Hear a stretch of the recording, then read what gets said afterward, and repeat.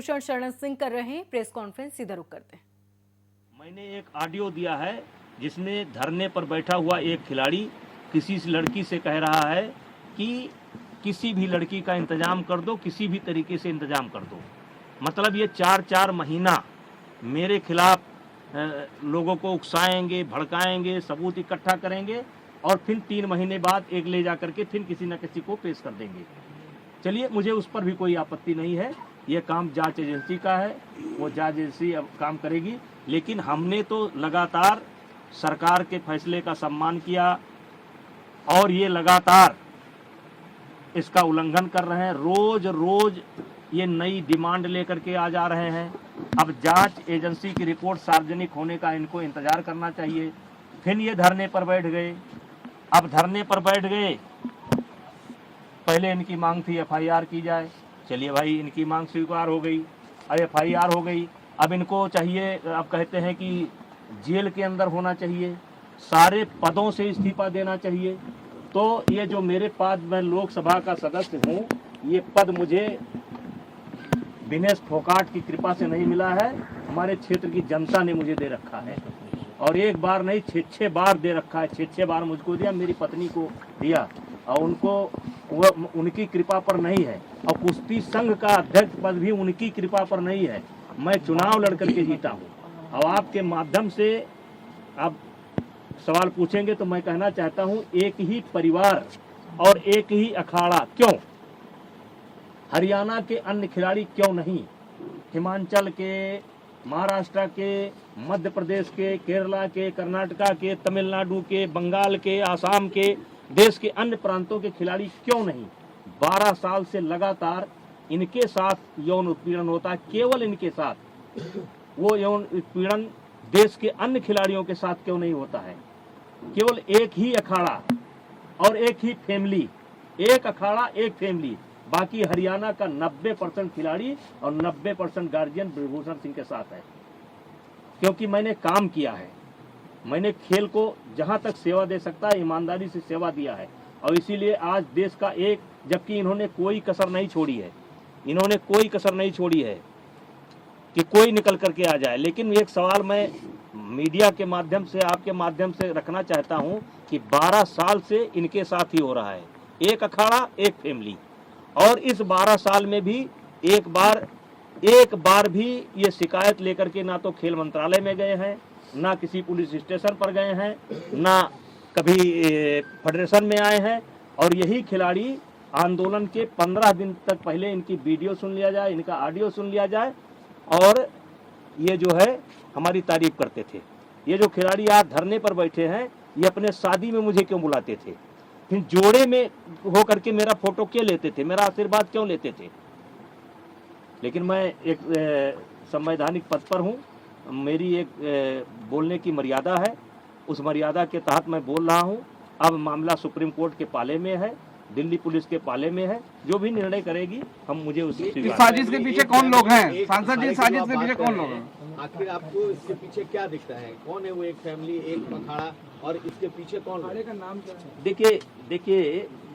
देखिए, मैं शुरू से कह रहा हूँ कि इसमें एक उद्योगपति का हाथ है, कांग्रेस का हाथ है। मैं शुरू से इस बात को बोल रहा हूँ। एक उद्योगपति, मैंने नाम नहीं बोला है कौन सा उद्योगपति, देश के कुछ उद्योगपतियों का इसमें हाथ है जिनको मुझसे कष्ट है, और कांग्रेस का हाथ है। शुरू बोला था, और आज दिखाई पड़ गया कि किसका हाथ है। जब इनकी मांग मान ली गई, एफआईआर दर्ज की गई, जांच तरीके से कहिए कि कार्रवाई शुरू हो गई, तो तब आप क्यों नहीं जा रहे हैं? अब क्यों मोदी जी के खिलाफ बोल रहे हैं? अब क्यों खेल मंत्रालय के खिलाफ बोल रहे हैं? अब क्या जरूरत है? पप्पू यादव को बुलाने की क्या जरूरत है? केजरीवाल को बुलाने की क्या जरूरत है?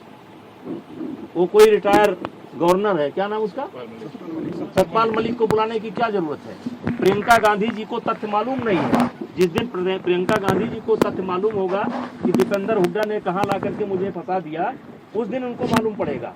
ये जांच की रिपोर्ट आएगी तब उनको मालूम पड़ेगा गलत जगह पर फंस गए। आज जो कांग्रेस की दुर्गति हो रही है ना, इसीलिए हो रही है कभी वो सर्जिकल स्ट्राइक पर सवाल उठाएंगे, कभी एयर स्ट्राइक पर सवाल उठाएंगे, कभी कोरोना पर सवाल उठाएंगे। अब पूरा मामला पता नहीं क्या जंतर मंतर पहुंच गए। जांच का इंतजार कर लेते, दिल्ली पुलिस की रिपोर्ट का इंतजार कर लेते, तब जंतर मंतर पहुंचते। राजनीतिकरण हो रहा है, आम आदमी पार्टी पहुंच रही है, ये केजरीवाल राजनीतिकरण शुरू से, मैं तो फर्स्ट डे से कह रहा हूं कि ये खिलाड़ियों का धरना नहीं है, ये कुछ षड्यंत्रकारी लोग हैं जो हमारी पार्टी को नुकसान पहुंचाना चाहते हैं, जिसमें मुझे मोहरा बना रहे थे। यानी कि निशाना जरूर आपके ऊपर है, लेकिन लक्ष्य दूसरा है कोई। नहीं, निशाना हमारे ऊपर है, हम बहाना है, निशाना और है, और निशाना आ रहा है। आज देख लिए जैसे जांच कमेटी पर आपने कैसे सवाल खड़ा कर दिया। आपके कहने पर एक ऐसे व्यक्ति को कमेटी में शामिल किया गया जिसको नियमतः नहीं शामिल किया जा सकता था, क्योंकि उसी ने धरने की परमिशन ली थी, और उसके बावजूद भी उसको कमेटी में शामिल किया गया। आपको लगता है सरकार झुकती चली गई है इन लोगों के साथ? यही वजह है कि मांग बढ़ती चली गई। अब देखिए, मैं सब चीज़ों पर नहीं बोल सकता। मामला सुप्रीम कोर्ट में है और सुप्रीम कोर्ट के संज्ञान में है और पुलिस के निगरानी में है। मैं बहुत कुछ नहीं बोल सकता। सांसद जी, आप इस बात का दबाव कही थी महसूस कि कर आपने रहे जो हैं? ऑडियो थी वो ऑडियो किसको दी है? वो जो एक खिलाड़ी की ऑडियो, जांच कमेटी को। कौन खिलाड़ी था ये कोई जरूरी है भाई? जांच कमेटी को दे रखी है।